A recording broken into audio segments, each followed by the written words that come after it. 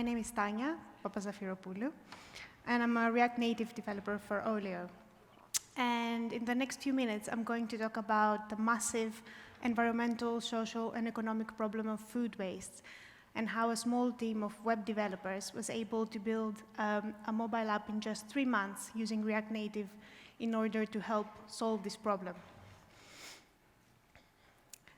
Food waste is one of the biggest challenges facing the planet today. You probably don't know that, but over a third of all food produced for human consumption goes to waste.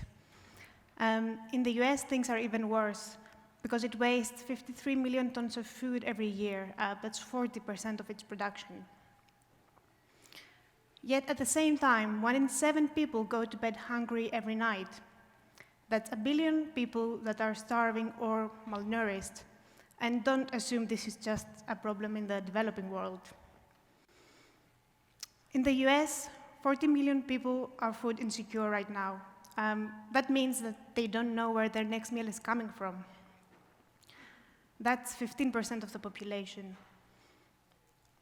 In Silicon Valley, which is a pretty affluent area, that number goes up to 25%. And of course, this affects children, with 1 in 5 living in food-insecure households. So it sounds like there are many people who are starving all around us, and it might seem like a difficult problem to solve, but actually, all the hungry people in the world could be fed with just 1/4 of food waste from US, UK, and Europe. This begs the question, who is it to blame for this? I used to think that supermarkets and producers are to blame, and their practices definitely don't help. But actually, in the developing world, they're only responsible for 2% of the total food waste.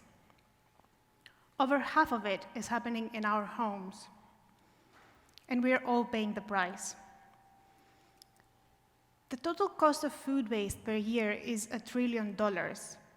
In the US, it's over $300 billion.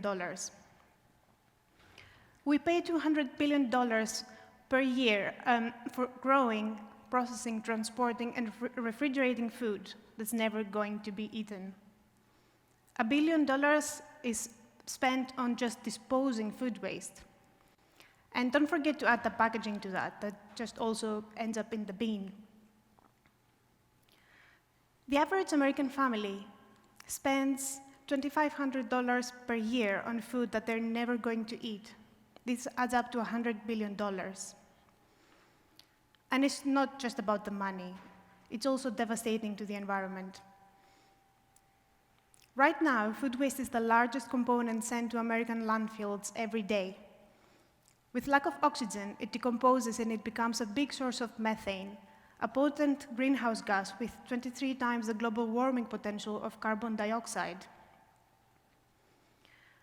Another worrying fact is that even though the Earth is running out of fresh water, 25% of the Earth's freshwater supply is wasted on growing food that's never going to be eaten. I personally feel affected by that. I come from Greece, and I spend my summers in an area where during the hottest days of the summer, there is water shortage. I remember clearly last summer I had to plan my days around when running water was available. I couldn't just shower or cook or to wash things anytime I wanted.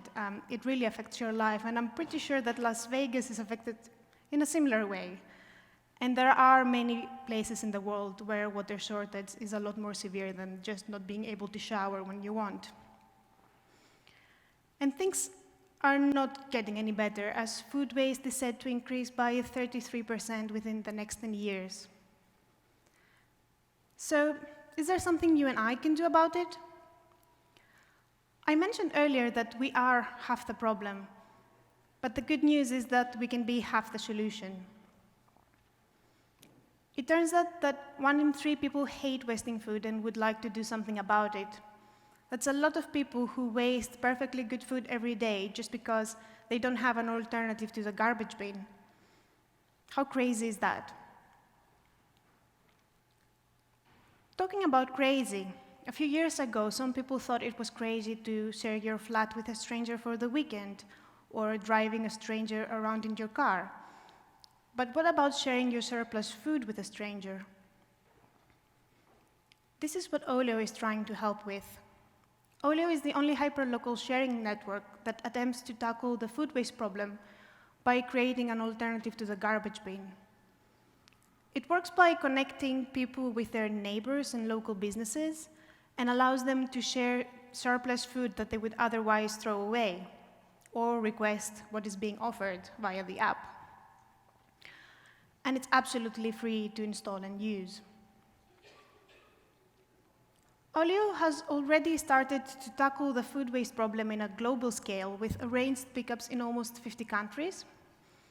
1.3 million users have already joined the Olio network, and with the help of almost 40,000 passionate volunteers, 2.2 million portions of food have been saved. And if you need another reason to love Olio, it's built in React Native. Yes. I love working with React Native. As a web developer, I had never done mobile before. Yes, I was able to pick it up right away and comfortably write features for mobile really fast. Of course, it has a learning curve. You still need to learn how to build and deploy an app and invest time in learning specific aspects of mobile development. But it gives a huge advantage compared to going full native, having to learn Java or Swift. It allows you instead to focus on just building your app. Right now, with only a few months of experience, I'm able to reach millions of users by uploading to the Play Store and the App Store regularly. The entire product was built by only 6 developers, and one reason we managed that is the fact that we used React Native. We started working on it about a year ago, September of 2018, and the deadline was my Christmas. Only one of us had any React experience, yet we were able to get the app out in just 3 months with very standard tools. To be fair, the app is not really doing anything special or different. It's not using any fancy libraries, but it does work well. And I would like to talk a little bit about how we use React Native to build our app. A great thing about React Native is the fact that it has a huge community of active developers. And as a result, there are many React Native plugins and extensions available to install and use. Every time my team needed to implement a more advanced feature, we didn't have to reinvent the wheel. More often than not, we were able to find a plugin that does exactly what we want. As an example, at some point we wanted to implement a way to walk our users through important sections of the app after they first log in. And after a quick search, we found a React Native walkthrough tooltip, a plugin that just requires to install it and pass in the initial configuration and takes care of everything else. It renders tooltips, and it does it very well on both iOS and Android, a task that could have taken the team a few weeks to get it out only took us a few days. From day one, we made sure that our app is heavily unit tested. This allowed us to write new features fast and with the confidence of not breaking any existing functionality. Right now, with every commit, we are running almost 5,000 tests. So close, I think maybe next week we're going to get 5,000. And this number is increasing with every new feature.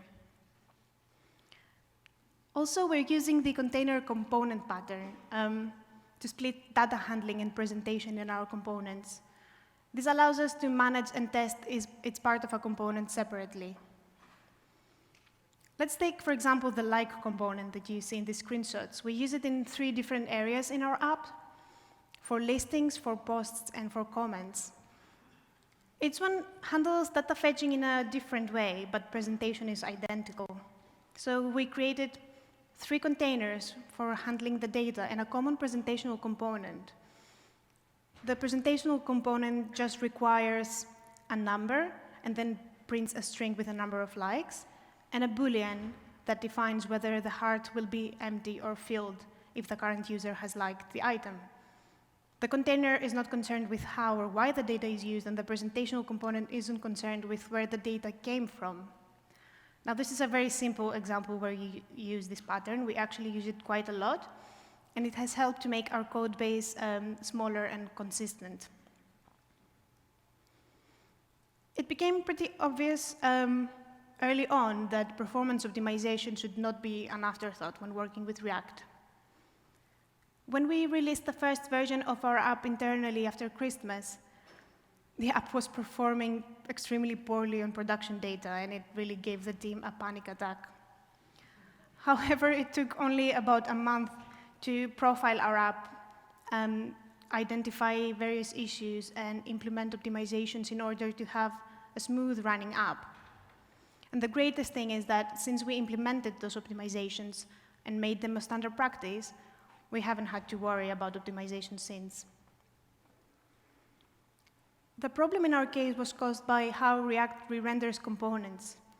We had a few very heavy components that would re-render way too often. And the first thing we did was to add should component update to them.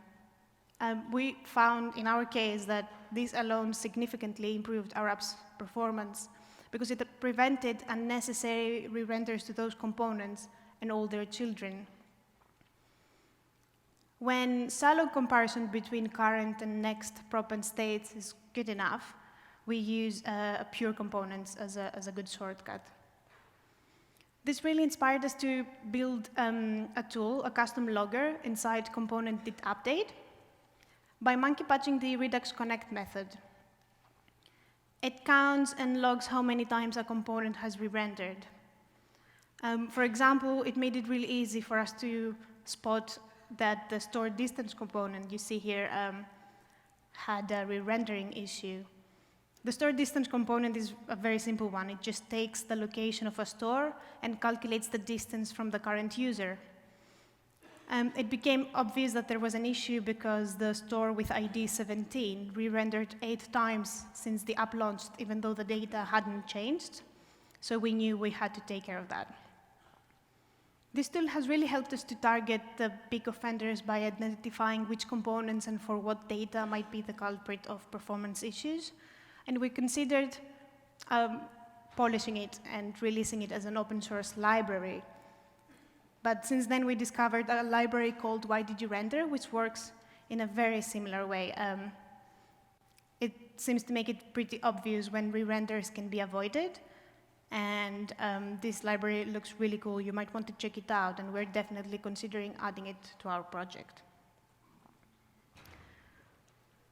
I mentioned earlier that we took advantage of the various React Native plugins available out there, and the same was the case when we wanted to gain more insight on how our app is performing and whether it can be further improved. So we found a Firebase extension called Performance Monitoring Tool. Once installed, it starts automatically tracking metrics such as app startup time and network requests. And this is by default. You can also customize it to track even more metrics depending on your needs. And the great thing about it is that it compares these metrics between releases, so it makes it really easy to spot if a new release has introduced a new performance issue early on. Having a good performing app is really important for Olio because it's a necessary step into making sure that the app is accessible by everyone. Another thing that's important is to make sure the app is fast and lightweight. That's because in the real world, users don't always own the fastest and latest devices with loads of memory. One way we did that for our Android app was by uploading app bundles to the Play console. App bundles are an alternative to the traditional APK files. They offer a more efficient way to upload and deliver builds to your users by reducing its download size and memory footprint. It splits the universal APK file to smaller multiple ones, which are then installed on a device based on its features and configurations. And indeed, after I uploaded the first app bundle to the Play console, I was delighted to see that it reduced our app size by almost 65%. This really inspired me to dig deeper into the app size page of Play Console, and I found this section that tracks any implemented size optimizations. A few of them were already ticked because I had uploaded the app bundle, and I'm really inspired to see what more I can implement and see the total size improvement. Facebook recently released Hermes. It's a JavaScript engine optimized for running React Native apps on Android. It's supposed to provide improved startup time, decreased memory usage, and smaller app size. And I'm definitely planning into looking into this and see if enabling it actually does those things for our app as well. In order to make Olio truly accessible to everyone, our users shouldn't need a mobile device to use our service. We currently have a React web app with a reduced set of features, but we are working on implementing a new version using React Native for the web. React Native for the web has been amazing so far because it allows us to do the work once and then use it across all platforms, including the browser. It mostly just works. It just requires adjustments for things like browser layout or finding alternatives for push notifications and things like that. But it really makes things really easy. And now the next thing I'm going to talk about is probably controversial, but that's how we do it, and I thought it's worth mentioning it. The way we decided to customize our components for the web is by using class inheritance. We're doing it because we don't want to reuse or import a component. Instead, we want to use the component itself and just tweak a couple of lines. And we find it a lot neater than just having a set of platform switches across our code base. So the way we do it is we have a native component that implements the default mobile functionality.